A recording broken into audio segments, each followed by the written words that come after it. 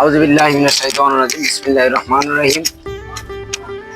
সম্মানিত ভিউয়ার্স, আমরা এখন যেখানে দাঁড়িয়ে আছি এটা হইছে আপনার বাহুপাল পৌরসভা ৮ নং ওয়ার্ডের ধানদির মেইন সড়ক।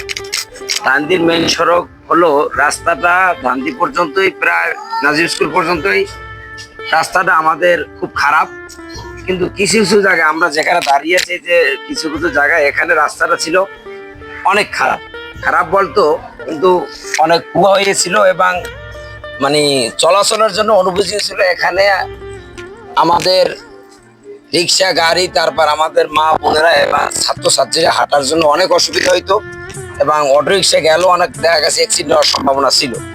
আর পানি নামার কোনো সুব্যবস্থা ছিল না, যার কারণে আমরা আমাদের উদ্যোগে পৌরসভা ৮ নং ওয়ার্ডের বাংলাদেশ জামাত ইসলামী সহ আমাদের নেতৃবৃন্দের উদ্যোগে আমরা আজকে সকালবেলা এই রাস্তাটা সংস্কার যতটুকু পারছি চেষ্টা করছি এই করার জন্য। সংস্কার কাজ শেষ করছি, শেষ করার পর থেকে আমরা আপনাদেরকে দেখাইছি। এখন আপনাদের সামনে কথা বলবেন আমাদের ইসলামাবাদ জামে মসজিদের সম্মানিত মুসল্লি জনাব তোফাজ্জল হোসেন মাস্টার। আউযুবিল্লাহি মিনাশ শাইতানির রাজিম। বিসমিল্লাহির রহমানির রহিম। আজকের এই স্থানীয় যুবকদের স্বেচ্ছায় শ্রমে রাস্তা সংস্কার কাজ পরিচালনা করা হয়েছে। এখানে আমরা দীর্ঘদিন পর্যন্ত এই রাস্তাটা খানাখন্দে ভরা থাকার কারণে দুর্ভোগের শিকার হয়েছিল। আজকে তাদের এই স্বেচ্ছায় শ্রমে এই রাস্তা সংস্কার করার জন্য আমি তাদেরকে ধন্যবাদ জানাই, এলাকাবাসীর পক্ষ থেকে ধন্যবাদ জানাই, এখানে যারা উপস্থিত আছেন সবার পক্ষ থেকে ধন্যবাদ জানাই। তাদের এই কাজকে আমি সাধুবাদ জানাই। আশা করি সামনে বা পরবর্তীতে তারা এই ধরনের কাজ অব্যাহত রাখবেন, যেখানে সামাজিকভাবে আমাদের একটা দুর্ভোগের কোনো কাজ থাকে সেই কাজগুলো যেন তারা সম্পন্ন করার উদ্যোগ নেয়, এই আশাবাদ ব্যক্ত রেখে এবং সবাইকে ধন্যবাদ জানিয়ে শেষ করছি। আল্লাহ হাফেজ। বিসমিল্লাহির রহমানির রহিম। প্রিয় এলাকাবাসী, আমরা এখানে দণ্ডায়মান হয়েছি ধানদি সড়ক, যেটা এখানে যে পরিবেশ ছিল, এখানে হাঁটু জল থাকতো, এখানে মাছ বোধহয় কি করলে বোধহয় এখানে মাছ হতো। এটা আমাদের এই ৮ নং ওয়ার্ডের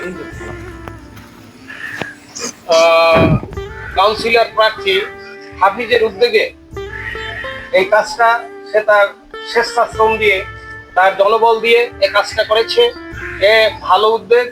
এই উদ্যোগ যে সে পরবর্তীতে সে যদি কামিয়াব হয়, তার এই কাজ যে সে অব্যাহত রাখতে পারে এবং যারা করছে বিনা শ্রমে তাদেরকে আমি সাধুবাদ জানাই হাফিজের নেতৃত্বে। যাই হোক, হাফিজ যে ভবিষ্যতে সে কামিয়াব হয় এবং তার যে আশা, যে ফলপ্রসূ যে কাউন্সিলর প্রার্থী, আমি সেই আশা ব্যক্ত রেখে আমি আমার সংক্ষিপ্ত বক্তব্য শেষ করছি। যে এখন আপনাদের সামনে দোয়া মুনাজাত করবেন ইসলামাবাদ জামে মসজিদের সম্মানিত ইমাম এবং খতিব হযরত মাওলানা মুহাম্মদ জহিরুল ইসলাম। اللهم امين. اللهم اغفر وان لم تغفر لنا وترحمنا لنكونن من الخاسرين. আল্লাহ তাআলা জুমার নামাজ আদায় করে আল্লাহ রব্বুল আলামিন মসজিদের পাশে আল্লাহ আপনার কতিপয় বান্দারা, আপনার প্রিয় বান্দারা আল্লাহ এই রাস্তা সংস্কার কাজ করেছে, রাস্তার পাশে দাঁড়িয়ে আমরা হাত তুলেছি। আল্লাহ আপনি আমার দোয়া মোনাজাত কবুল করেন আল্লাহ। আমিন। আল্লাহ যুব সমাজ যে উদ্যোগ নিয়েছে আল্লাহ আপনার তাদের হায়াতে বরকত দান করেন আল্লাহ। আল্লাহ চলাচলের পথকে সহজ করে দিয়েছে আল্লাহ। আল্লাহ এখানে খানাখদ্দর ছিল আল্লাহ, গর্ত ছিল, সে গর্ত তারা ভরে দিয়েছে আল্লাহ। আল্লাহ আপনি তাদের জীবনে বরকত দান করেন, হায়াতে বরকত দান করেন আল্লাহ, তাদের জীবনে আল্লাহ উন্নতি দান করেন আল্লাহ।